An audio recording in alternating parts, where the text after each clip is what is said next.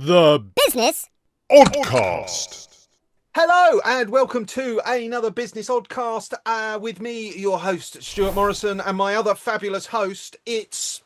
Fabulous Hannah Logan. Yay! Fabulous. So, Hannah, what have you been up to this week? Tell us about your week. Gosh, what have I been up to? I made a conscious effort this week to try not to pack in too much stuff because I'm a massive fan of overestimating my capabilities. Yeah. I could do five meetings back to back. I won't fall asleep by the third one. That'll be fine. So actually, it has been really nice because I've allowed myself. I had a couple of blogs to write this week for a client, and I had some various bits that kind of take a lot of my energy. So yeah, I've been trying to chill. That's the end goal, creating weeks that are a bit more chill and manage my energy better. There you go. It's only taken me 50 years. Tell you, I'm still working on it. I'm work in progress. I always way overestimate what I can achieve. Gemma's seen it for years. I'll be like, I'm doing this and I'm doing this, I'm doing this, I'm doing this. And she's like, okay, I get to the end of the day and going, I've done this. I failed. She goes, yeah, but you did this, and this is like move 2 tons of soil from the back garden and put it in a skip. And I'm going to do that in the first hour. Then I'm going to build a deck. Yeah, no. So well done for skidding across the line on a Friday, because this is what we're recording this one on a Friday. Got anything good planned for the weekend? Because I've got a bonanza of a weekend coming up. Talk me through your bonanza. Well, it's a real energy heavy weekend, and let's just say I've had a week where I've skidded across the line on Friday, thinking to myself, I could do with 2 days of not seeing it. I could do with sleeping for 48 hours. I had a terrible night's sleep last night as well. Anyway, it's not about the terrible night's sleep last night. It's about today's topic. What are we talking about today, Hannah Logan? Right. So today we are going to talk about one of my one of my favorite topics, not favorite topics.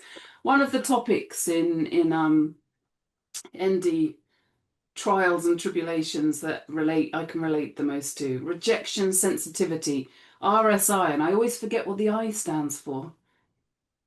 No, isn't RSI the repetitive strain injury? So what's the rejection sensitivity thing then? RS. Yeah.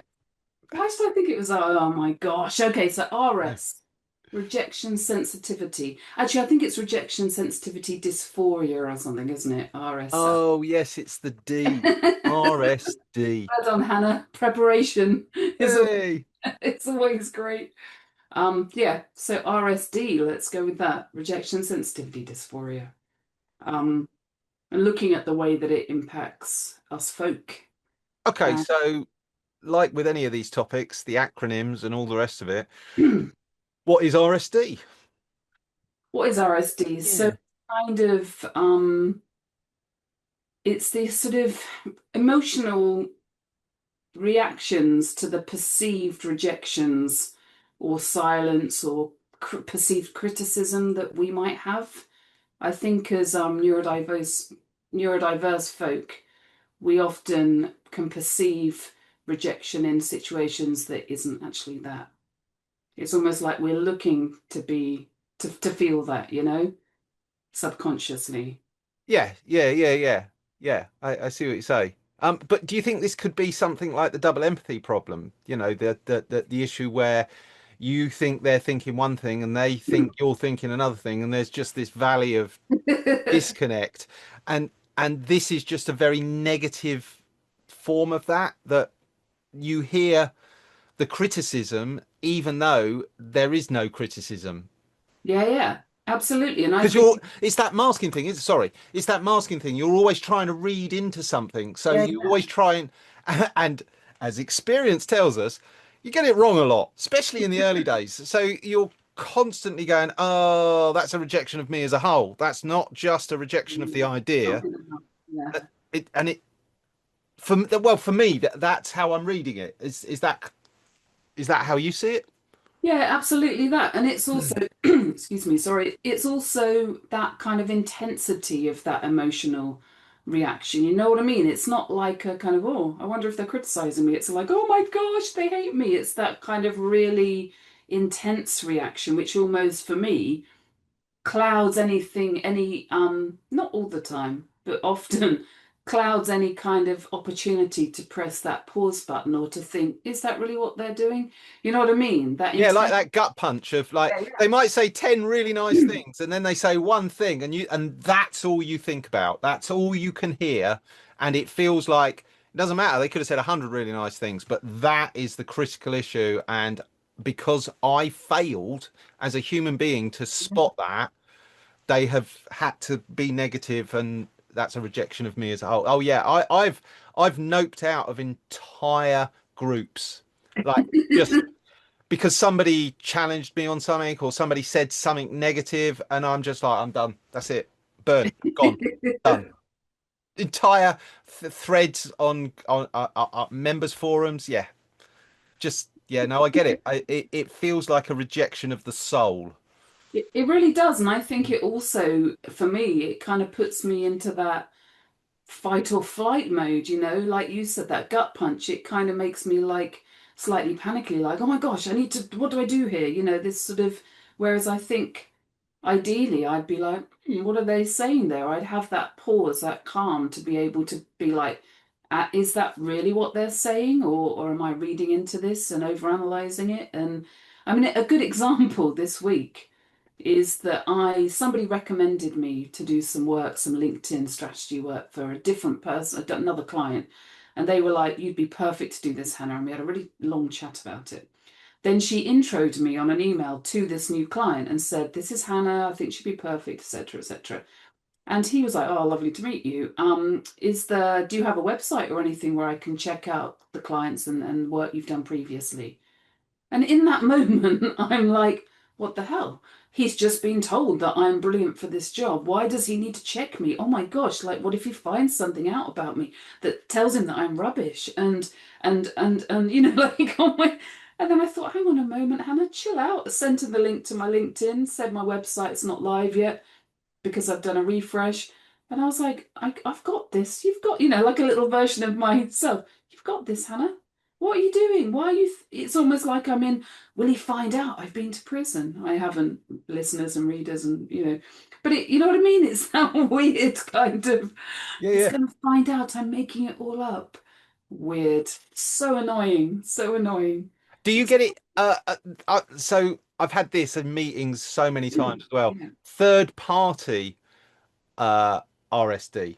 So somebody else in the room is getting some negative feedback, and you're a bit like, "Oh no, please, please don't make it. Don't make it negative. Just like, why did you do that?" And then getting angry at them, like you created this negative energy. Yes. Like weirdly, like no. It's just, it's really, and the problem is, and I don't know if you find this too, but you know, here's another example. Last week on LinkedIn, I put, sorry, other social platforms are of Yeah. it. Um, Last week on LinkedIn, I thought this is a really good idea to kind of, you know, put some, pay it back, pay it forward to potential clients and stuff. And I put a post about offering a free website audit. And I've thought about it a lot, just a, you know, 15-minute audit, whatever. I thought about it a lot and I thought that would be really cool. You know, that would help people, small businesses, etc., etc. Tumbleweeds, no responses at all. So in my brain, I was like, I'm going to get flooded. I'm literally going to have to take 2 weeks off and just do website audits. And then like tumbleweeds, like, oh, and three of my friends, or not friends, yeah, people, my community, my working Connections. connections, that's the word I'm looking for. Through my connections, shared it like, oh, Hannah's brilliant at this, you've got to take her up on it. What an amazing offer. Nothing. And now I'm like, right, that's it. I'm never offering anything again. I'll never do audits again. I'm going to become a gardener. I'm changing my entire career. That is it. I'm done. I'm rubbish. I'm rubbish at audits. Actually, no, I'm brilliant. Why? Why? Just because. And I now realize, without going too far down my rabbit hole right here, I now realize how many people want to be told how crap their website is. I'd say that's like a universal 0%. Yeah, no one wants to hear their baby's ugly. Oh, oh, I've been there, been there. I offered people 200 quid for me I would pay them if I couldn't find anything wrong with their website.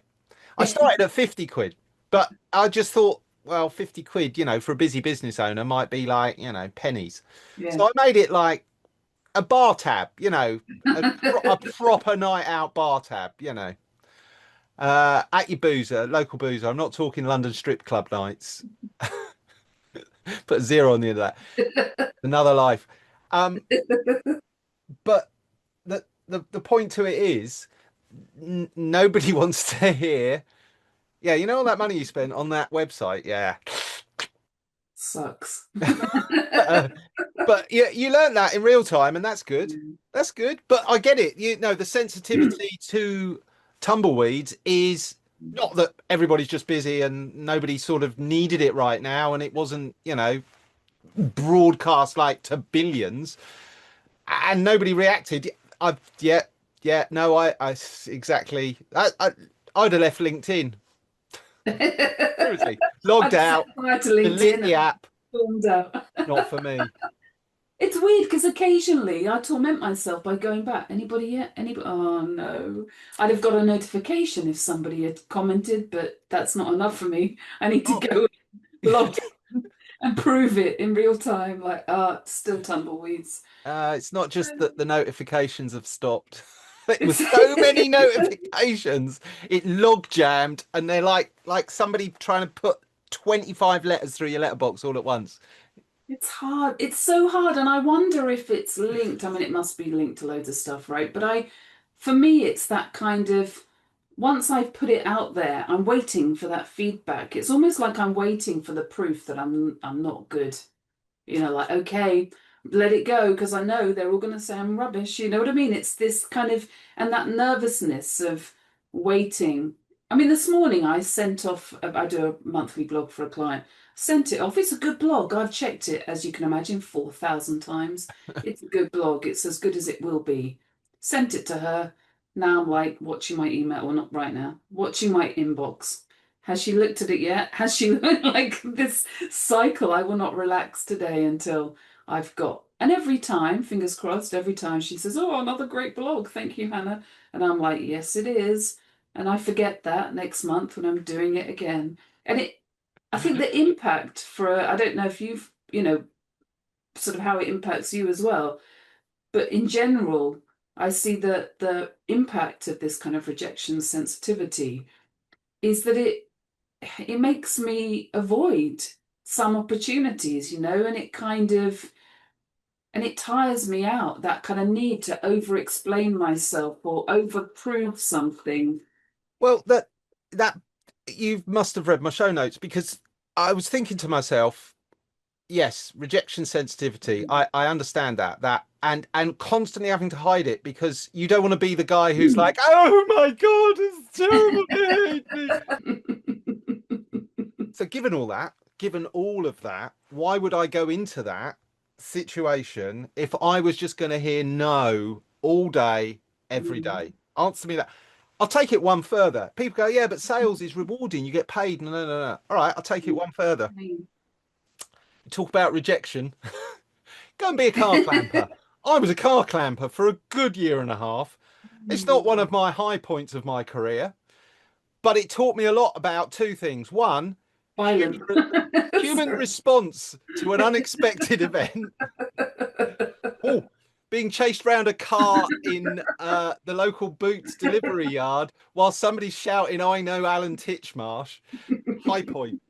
Why was Alan going to help in that situation? He's going to come with his phone and say... Made sense to this guy. I think he was going to get Alan to mention me on Gardener's question time, or whilst putting in your hostas, remember that Stuart Morrison is a horrible person. Maybe Alan had a hacksaw he was going to come round and just saw off the clamp.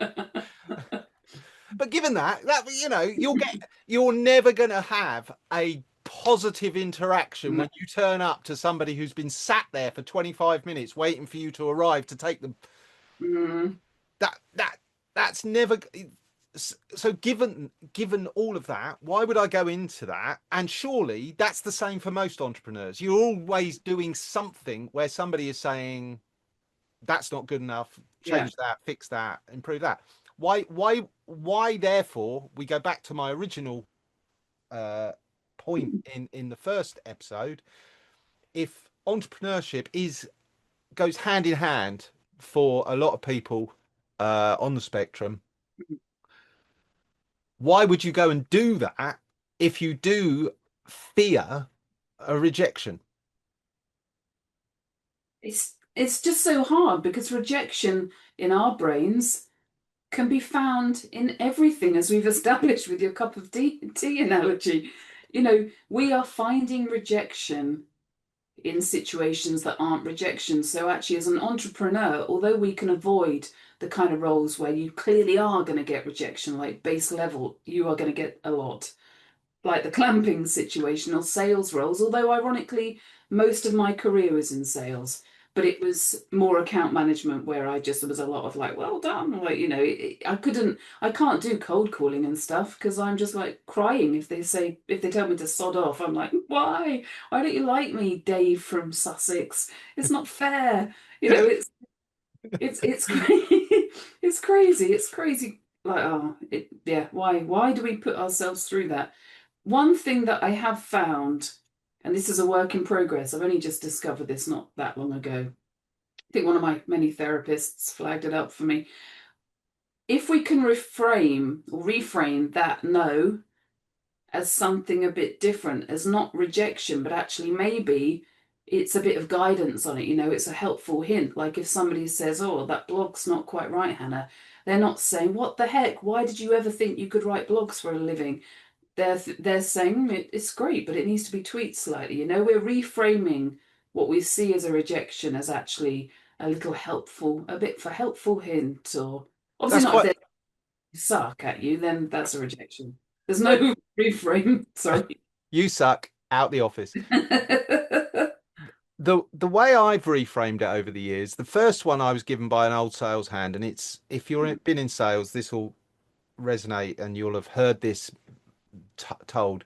You need to do so many no's to get to a yes. So, you know, whatever that is in your industry, and most industries have this, a metric that if you're getting 9 no's and 1 yes, you're doing all right. If you've got 20 no's and 1 yes, and everybody else is, you know, still 9 to 1, there's something that you need coaching on or help with. So that, you know, when it's you're just bashing phones or stood in front of people, I could get away with 50 no's a day because it would be like that. All I'd need is one person to be vaguely interested. And I then had a conversation with an old sales hand and skewed the chances for a yes massively in my favor. I won't go into details right now, but it really did skew it by quite a margin. And I wonder if when you're expecting the no, it's not so sharp. It doesn't, the skewer doesn't feel so stabby. Yeah. But the other one that I kind of came up with it myself. So I've done a lot of performance stuff. And one of the things that I loved to do was improv. And there's 2 rules in improv. You don't say no. And when you arrive in the scene, it's yes and. What can I add? So how do I take what's in front of me and, you know, add to it? Yeah. So I think of a no as yes and. So yeah, and could we do this? Or what about that? And that helps me to reframe the no as less personal. It's we are improvising on this together. I've done the heavy lifting because you wouldn't have that no unless I presented what I presented. So in my head, and I've done a lot of web development over the years where you're revealing the customer to their new website, and you just know 99% of the time they don't know what they want. They might have briefed you and they might have a document and they might have a room full of data, but until they see it rendered in a graphical format, you can't be sure that they're going to go yes. Yeah. So when they say no, I think of it as yes and. So Yeah, no, we don't like that. Like, I'm thinking to myself, yeah, but they're not saying it's all rubbish. They just don't like that bit. So, sometimes it's about just listening to all of that feedback and then passing it into, you like this, but if we tweak these few things, you'd be able to sign off on it. And that that coping mechanism has been hard won, you know. yeah, And I think it started. Why would you go and do a job like a car clamper? Because I realised I had this sensitivity, and I thought to myself, when the opportunity came up, I was scared. You're just going to be angering people all day, every day. It's like you're doing something naughty, and the police are going to come along and tell you off. And it was like, oh God. And after about 3 days, I didn't give a stuff. Not that I didn't care that I was inconveniencing people, no, but but you were hardened to the response, I their guess. reaction to it was Yeah, human. Was just like if you turned up, Stu, and someone put a clamp on your thing a couple of times, few times, woman in a car with a child, it never happened. yeah, Don't do it again. Stern look, go on, be about your day.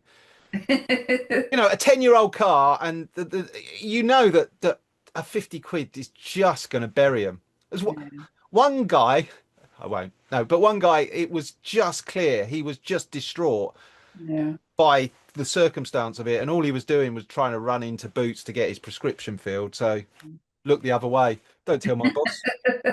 I think in that statute of limitations of car clamping, I'm absolved. You were like, it's like I was never here. Look into my eyes. It's You have gone. not seen the car clamper. I love it. So, That's so, yeah. do you think, to pull this back onto track, do you think that given if entrepreneurialism is about hearing no a lot, Yeah. uh, you can build up a resistance to it. You can, whilst it's almost like a reflex action that you're never going to squish entirely. Yeah. You can, instead of it a spark turning into a flame, you can just leave it at the spark level. Yeah, I reckon so. Because and you've just given some fab examples of how you've done that so far in your work and stuff. And in our lives, right? When I first met my husband, I was like, why don't you love me? Why don't you love me every 3 minutes? I don't do that 22 years later. I And you're did. still, yeah. Not every 3 minutes though, like probably weekly. But we've got this agreement now where I go like, "Are you gonna leave me?" And he goes, "Oh, Hannah," and he looks a bit pained. Sorry, that's a bit of a tangent, but No, no. I think the reality is we have evolved as we have in so many different ways by being neurodiverse through need and circumstances. We've evolved into coping strategies that actually help us and maybe soften the rejection sensitivity for us. I've learnt ways to kind of not, to breathe and try not to, you see the email pop in later on today. I'll see the email pop into my inbox and it will be the reply to my blog. And at first I'll think, oh God, does she like it? Do I have to rewrite the whole thing? But then I just take some breaths. I try and ground myself. I have a little talk to myself like, Hannah, even if you had to rewrite it, no one dies. This kind of regulating strategies that I've learned, because otherwise I know that I can't go through life like hyperventilating every time an email pops in. So I think it's things like that, isn't it? Ways of not seeing everything as every negative response as a no, but actually maybe like you said, a kind of yes and or a redirection or a kind of, well, just a redirection really. I And definitely have the inbox issue. you There are do. times, yeah, there are times where I just don't want to look at my inbox just in case there's a negative email in there. Yeah. And in my head, I'm like, why would there be a negative email? The worst it could be is my website is down, and Yeah. that's not going to be an email. No. That's going to be a phone call. And you're great with those sort of phone calls. You've been handling them for 20 odd years. Not your website's down, but the customer phones up agitated, let's say, Yeah. for one reason or another. you know, just listen to them. That's all they need. Like you're a human. You get frustrated. Something's not doing what it should do, you need to have a conversation, and you're just letting it out. You're not necessarily even angry at me. You're just like a balloon, just going, just got to get rid of it. And you just let them get it off their chest, like any good therapist, stroke designer, stroke business owner, dealing with a customer. Yeah. And, everybody just wants to be heard. Like, yeah, no, you're right to be angry. That's disappointing. And I'm sorry that we've made you feel like that. Really am, Yeah, that makes so much sense. And I think another sort of strategy I have is I try, because a lot of the time these are repeat scenarios in business. You're always waiting for feedback on something, or you're having to break some news to a client or a potential client, or you're trying to manage their expectations. So sometimes, like if with something like a rejection to a proposal, I try and kind of, maybe even if it's just in my brain, but sort of template my response. Like if I already know that if they reject it, then I come back and say, okay, so what was what's made you come to that conclusion, or what else do you need to know from me to understand the impact that this will have? And it just like overcoming those objections, rather exactly what you said, not seeing it as a no, seeing it as a yes and. So actually they're not saying no, go away, change your career, you suck. They're saying, yeah, this isn't sitting right for me. I mean, if they are telling you that go away and change your career, you suck, take the hint and back off. But if they're just like, I just don't know, or with my example of a blog, it's just not quite right, Hannah. They're not saying burn it, change it all. They're just saying, yeah, it's not quite right. And actually, how many things, I have to remind myself of this regularly, how many things on the first draft of anything really are completely perfect? Well, I was a first draft, and I've got to say, born awesome, been getting better ever It since. does exist, clearly, Stuart, but just, it's very rare. Very, very rare. So yeah, the support things, and they're going to be different for different people, because you're going to have this around different areas or different issues. Yeah. I like the idea of the scripted response. I've got a few of those myself, and I've got to say AI has helped. Like when somebody says no, like especially I love things in writing, because it allows me to read it, contextualize it, interrogate it, understand the meaning of it, and start to formulate my questions. Even if it's, I'm not sure about this, could you define this? Could you nail this down in concrete terms? Because this is going to make a big difference to how I do da da da da da. So I like to be able to consume my communication in a visual written way, to the point where I think I've said this before, I will take an email, I will cut and paste it into a text document, and then I will break it down, and I will respond to each, so that I know that I'm responding correctly to each thing, or asking for more information. Thorough. Yeah. And that is my, like, many times when building websites, the customer wants to step in, they want to see stuff, they want to feel what's going on, because it's a very exclusionary practice. They give you the brief, you say yes, they give you some money, and then you're gone for like 3 weeks, just like on a deep dive of unpacking and rebuilding and da da da da. So it can feel like you have wed yourself to that idea. So when you hand it over to them, it's like, don't drop the baby. And yes, exactly. They drop kick it over, hunt it over the house, throw it over the wall, pull it down to the end zone, or whatever the metaphor you want. And you're like, what are you doing? So I get that. But if you know that, and the way I do this is ask for feedback in a very specific way, because and this might actually help you, is asking them to feed it back using either a form or a spreadsheet, where they have to feed back each line item. Two things happen. One, they have to think that hard that they want it changed, and then describe it to you. You have to justify it, I suppose, justify their response. So, and what you tend to find is, if the response is taking them like this, they go back and go, why is this long? If that we haven't briefed correct. So they then suddenly go, oh, he's doing what we've asked him to do, almost quite literally. We didn't give him enough context because da da da da da. So you usually end up finding out more from the client. And the second thing that happens is they have to make damn sure that the feedback in writing is correct, because they know that if they ask me to do something again and again and again, that's just going to end up costing them more. Yeah, absolutely.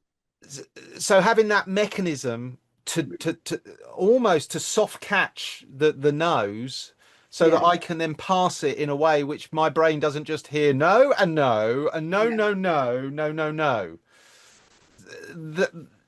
So orally, I respond much more emotionally than I do if I read it, because I maybe read it in a softer tone. I don't know. Just reading something, the process of doing that, I have way less of a visceral response to it than hearing it.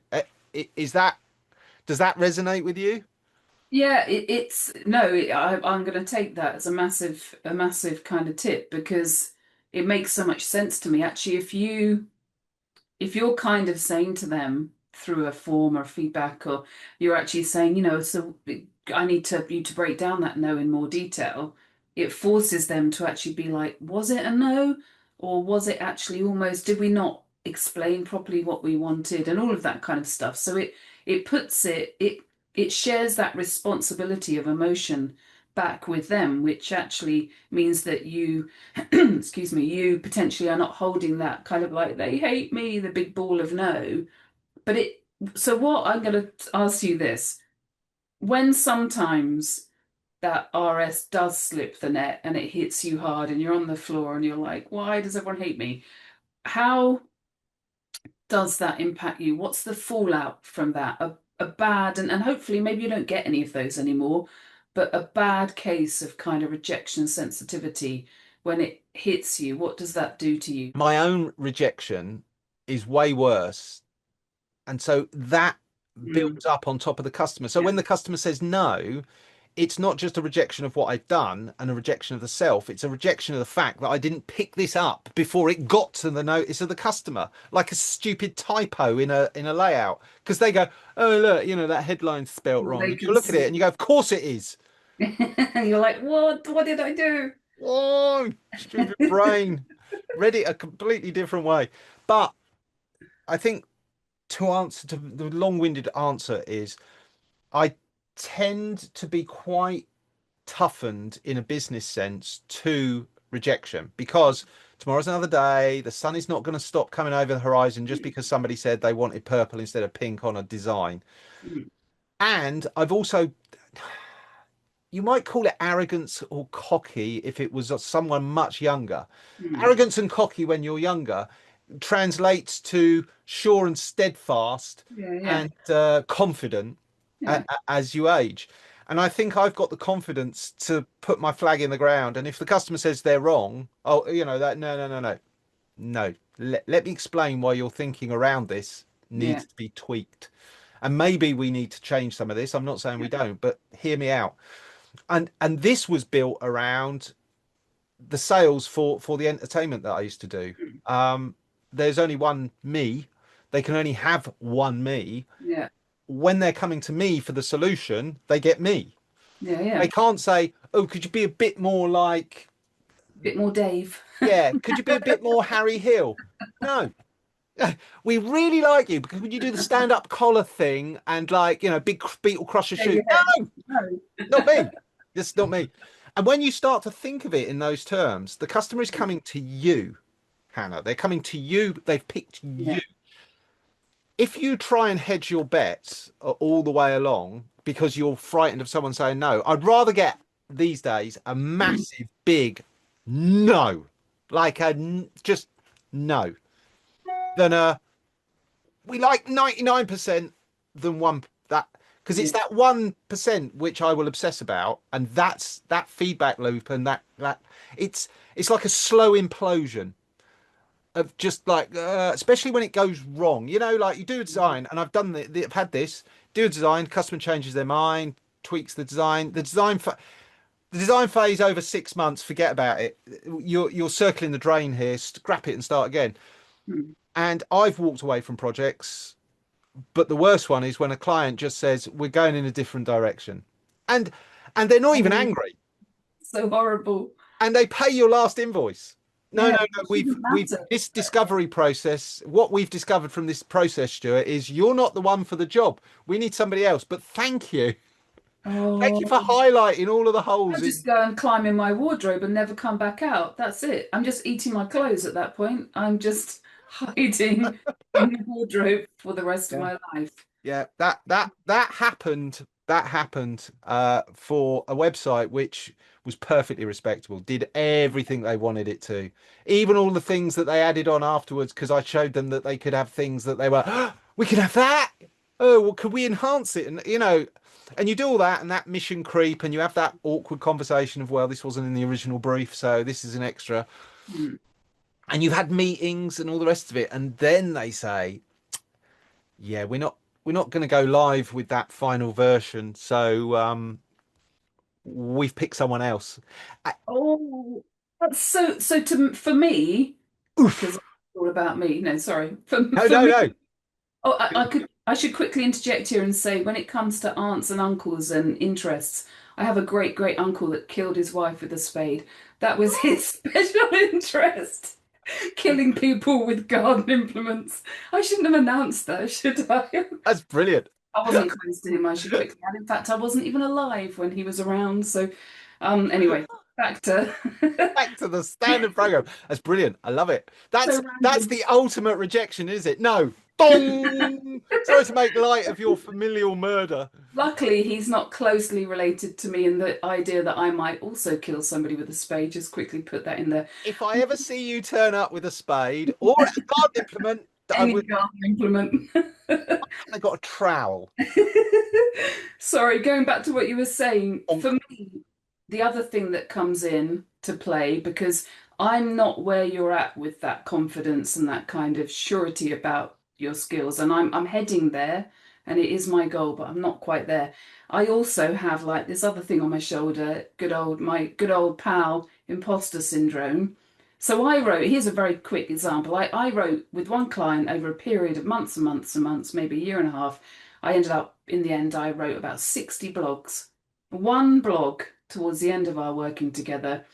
I'd written it in a rush. I knew I'd rushed it. I hadn't properly spell checked it, which is not like me at all, because I'm ridiculously thorough.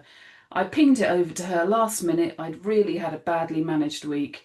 And she came back, this is not client ready. And she was quite brutal. I think she was up against a lot of pressure herself. I stopped writing blogs for months after that, and I stopped working with her. I was like, in my brain, I was like, screw you, you're wrong, I hate you. But actually, then it quite quickly went into, oh my gosh, they've discovered how terrible I am. And it took somebody, a friend of mine, to say, Hannah, why are you not remembering the 59 blogs that were perfect? Why are you just remembering the one that you already know you rushed and you already knew that it wasn't quite up to scratch? And yet it haunted for so long. This was years ago. For so long, that one blog was like, you're rubbish. And it's mental, isn't it? Sorry, I hate the word mental. It's bizarre how it completely consumed me to a point where I was thinking, that's it. I'm going to just have to become I'll have to work in a bakery or something. I can't do this. Clearly, I'm rubbish at what I've been doing for years successfully. I've been outed. I suck. And I get that still, sadly, I get that. You know, when I offered the free audits of the website, I know I'm good at those. It's literally one of my superpowers. But, for a few days, I was like, oh, okay, Hannah, rethink time. You're going to need to become a manicurist or something because you need to complete career change. What have you been doing for the last 25 years? You lunatic, Yeah, terrible. And that's the problem. For me, quite quickly, right now, it can go into shame spiral. It can go into feeling like it impacts future projects, temporarily, because I suddenly become this person that has to over-explain themselves, has to over-justify themselves. I have to tell them a bit more how good I am at something, and people don't need that and don't want to hear that. Do you know what I mean? You're having to over-justify because you got burnt by something else. Makes you a needy first date. It really How am I does. doing? How Does. is this going for you? Maybe you could just answer, we've just said hello. Have some feedback. Can I have some God. feedback at this stage? What about the venue? Are you all right? Do you like what I'm wearing? Do I smell appropriate? My nails are cut, my Okay. shoes are polished. Yeah, no, all of that, all of that. It's not pretty, is it? And it's certainly in a business context, when you're in a relationship situation, that person hopefully loves you, and they're like, "Oh, Hannah's a bit needy, but that's one of the things we love about her." In business, it's a lot more brutal. They've not got any love invested in you. They're like, "What the heck is wrong with this copywriter? I'm out. I was We'll go given to some the other one." feedback in the very early stages of Hmm. one of my businesses, a print design business, Hmm. and I worked with a company that had a national chain or serviced a national chain of pubs. Hmm. And the finance director gave me a piece of feedback about something. I can't remember why he was giving me a piece of feedback, but he was giving me a piece of feedback. And my response back to him was less than professional. It really Yeah. was. I read into it way too much, right? And he didn't respond. He did not respond, to his credit. And this is a guy who'd got a big corporate career behind him and had taken a sort of step down to blow up this smaller business which was going Yeah. places. And when I saw him next time, I apologized. I said to him, "I'm really sorry." I responded in the moment. And he said, Hmm. "Stuart, you'll do well in business if you take the emotion out of it." And that's all he said. That was his entire feedback. And do you know what? I still remember it to this day. So when I'm responding to a customer who is quite emotional, Yeah. it's that piece of feedback and the piece of parenting advice of not, if your child is having a tantrum, don't get on the ground and roll around and have a tantrum with them. Don't have your version of their tantrum. Two people having don't engage with the drama, as Gemma put it. Do not engage with the drama. Yeah. And those two things, don't be emotional, don't engage with the drama, can make me feel like a bit of a dry fish sometimes, I Yeah. think, via email, because I'm very, but sometimes it's just like, I ain't got time for all the, you're Yeah. right, do you need a hug? Do you need to sit down? Time is, I've got things I need doing. And I also sometimes can overwrite things like you have said, that over explanation. And it's like, just reading through, they don't need to know all this context. They just need to know this, and this. And I'd had it with somebody recently that we had a backwards and forwards, and I know this person really, really well, really well. Worked with them for many, many years, been shows with them, done a lot of stuff. And even they responded to one of my emails like, "Are you all right with me?" And I was just like, "Yeah, just time's tight. I gave you the information you Yeah. wanted. Sorry, really busy. We'll catch up soon." Smiley face. Yeah. And I quite often do a smiley face or an emoji. Yeah. It, I just think sometimes in a professional setting, when you are hard up against it, you could read something that came across as terse and short, but a smiley emoji on it, you're like, "Ah, no, he's just being to the point." So Yeah. I think these coping mechanisms come around over time where, like any process, and one of the reasons why I went into the clamping was if I expose myself to Mm. this many no's on a daily basis, I am not going to give. And this Kill was or how cure, my, though, Stuart. Kill or cure. well, kind of death or Caesar, isn't it? Isn't that the mental, autistic much? Autistic thinking, it's either one thing or another, and there's nothing in between. So, not go and maybe work in a shop and have a few people moaning at you every so often. No, no. The only worse one than that would be a prison officer. Go and be a prison officer, Stuart. Get really happy people with their lot, you know. But it was, so this was my thought process, right? I want to do stand-up comedy. But you're going to get a lot of hecklers and a lot of rejection, Yeah. especially if you're no good.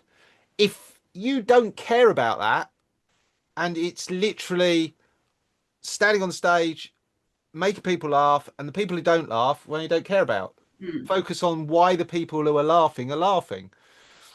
And that's kind of why I did it. It was like, if I don't care that somebody's raging at me, what will I care if somebody's like, "Oh, get off your rubbish"? And it kind of worked. I kind of inoculized myself against raging anger and rejection.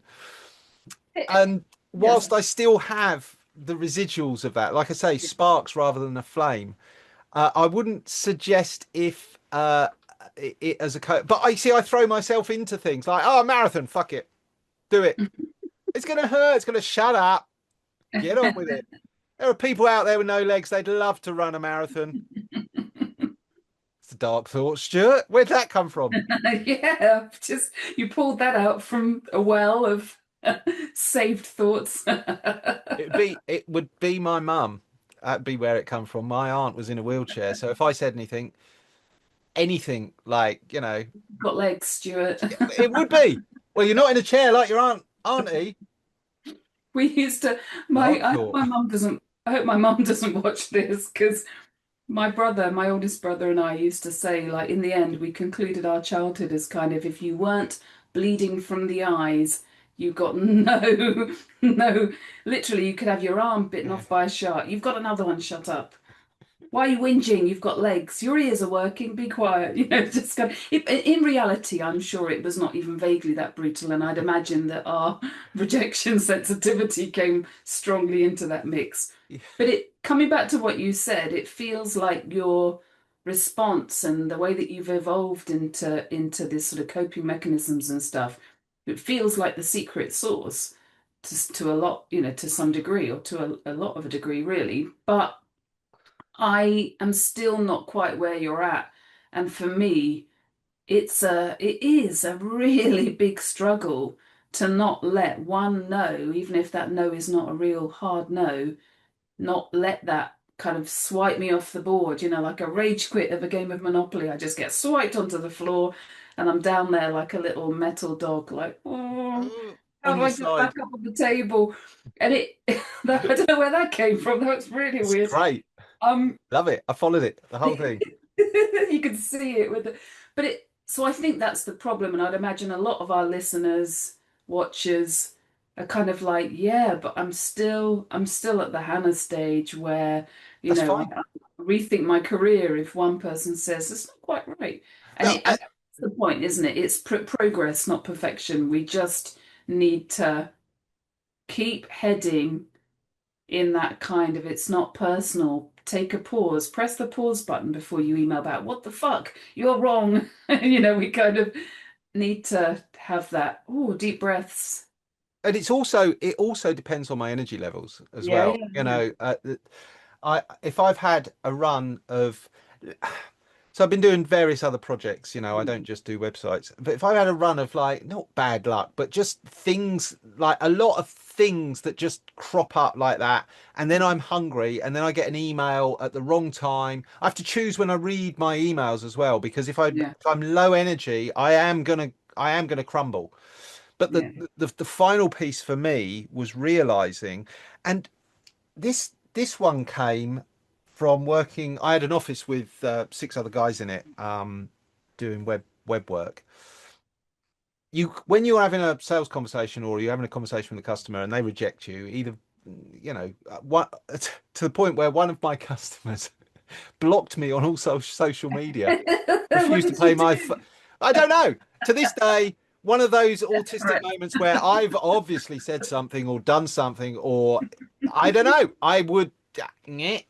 Richard, if you're out there, let me know. What did I do wrong? Yeah. Why don't you love me, Richard? That's what I want to know. Why don't you love Stuart? So I took myself for a big slap-up meal as a reward for being awesome. No. I did. Yeah. Meanwhile, I'd be rocking in the corner like, no, you don't get in under the skin. No. I was horribly bullied from about the age of 12, 13. Yeah. Horribly bullied. And no one's ever getting under my skin again. No one's going to prise up the lid, not unless I allow them to. Nobody gets inside the inner circle. And I am using that for dramatic effect, but it's having those little, what I call, and I used to call it gig hygiene. Yeah. It's like after a gig, I needed to do things that weren't business work, gig related. I had to restock my energy. I had to go for a walk in the park the following morning. Just take the morning off. You did a really good gig. You earned more in one night than most people earn in a year.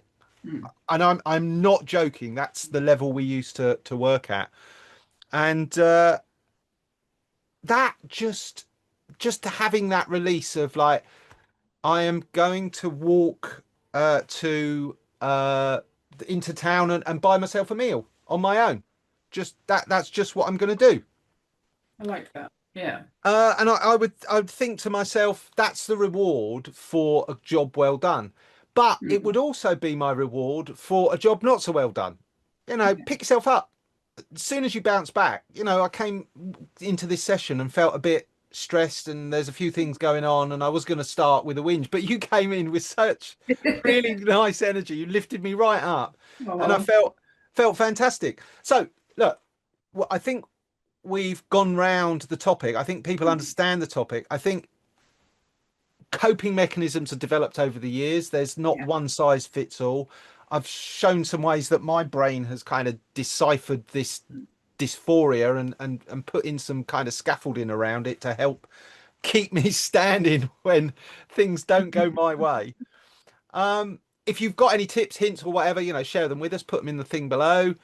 Whatever that thing might be, whatever platform this appears on, you know, wherever you consume your media. I always feel bad when I talk about stuff that I'm doing as content, because it's not. I really want this podcast to help people and to at least raise their hand and go, that's me, and I was late diagnosed, and or I don't even know that I was, but that all sounds very familiar. So I think in this one, this is one of those ones where if you've not heard of this before and you're not aware of this before, and you might be scratching your head thinking, well, am I on the spectrum or not? And this resonates. Yeah. I'm going to put a link to the AQ10, and the AQ, is it 55 or 85 or whatever it is, the longer form one. It's adult questionnaire. If anyone understands what wants to understand what AQ stands for, adult questionnaire. And there's one that's 10 questions. It can be a bit basic, a bit binary. I found that the AQ, I think it's 55. It was maybe, there are people shouting at this. It's 75, Stuart. It's 70. Stuart, what's wrong with you? Whatever. I'm going to put the link to it, to those two, a website to trust that gives you some support around that as well, some written explanation and some understanding and further reading.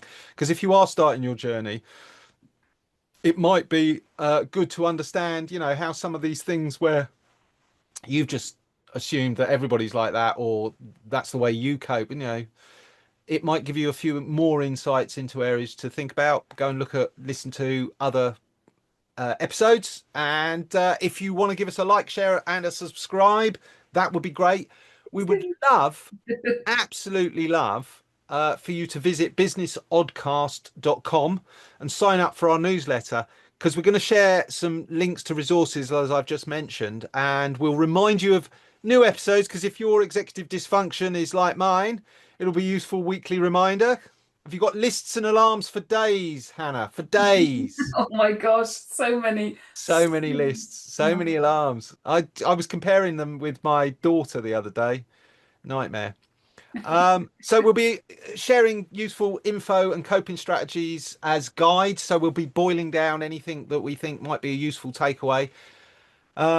Try and keep them as short as possible, like, you know, one sheet of keep this handy, remember this when you're feeling a bit this way or that way. Maybe read through it, might give you a few tips on how to cope, so it builds into a kind of reference library, which is a grandiose thing, but, you know, I set myself a goal. Don't know if we'll achieve it, but, you know, go to businessoddcast.com and sign up, download it today. We'll ask for your email address, but we will never sell it to any third party. Why? Because we are not that organized. Right. And I won't email you and say, why don't you love me every 5 minutes? Do you still love? You've not written, you've not liked or shared or subscribed. It's a no. Bury me now. Fail. Fantastic. So thank you, Hannah. That's a fantastic topic, a really interesting one, and one that we no doubt will hear from people in the comments, hopefully, or email us. We'd love to read out any questions or suggestions or your thoughts. This is a community that we want to build around this late diagnosis spectrum, neurodiversity, and building a community of people who are positive and not pathologizing our struggles. Not that everybody is, but you know what I mean. Yeah, the power of group empathy is huge, huge. And having people recognize these bizarre, weird reactions where you just know that if you spoke to a friend about it, they'd be like, the what now? Rejection sensitivity? Get over yourself. It was just a no. It wasn't just a no. They burnt my soul off. They hate all of me. Everything. Even my air in my lungs. Oh, fun fact. Yeah. Every single person in their lifetime will breathe one molecule of Julius Caesar's last breath. No. Yeah. I'm so proud of my lungs for doing that. Has it happened already? Actually, that might be one of those, don't fact check that. I think you just made that up. On that bombshell, ladies and gentlemen. If you've arrived at the end of the podcast and you're like, I skipped over that bit at the beginning, now's the time to go back and re-listen. Maybe pick up a nugget or two. Anyway, thank you for listening. Hannah Logan, goodbye, and we'll see you next time. Bye, everybody. Thank you.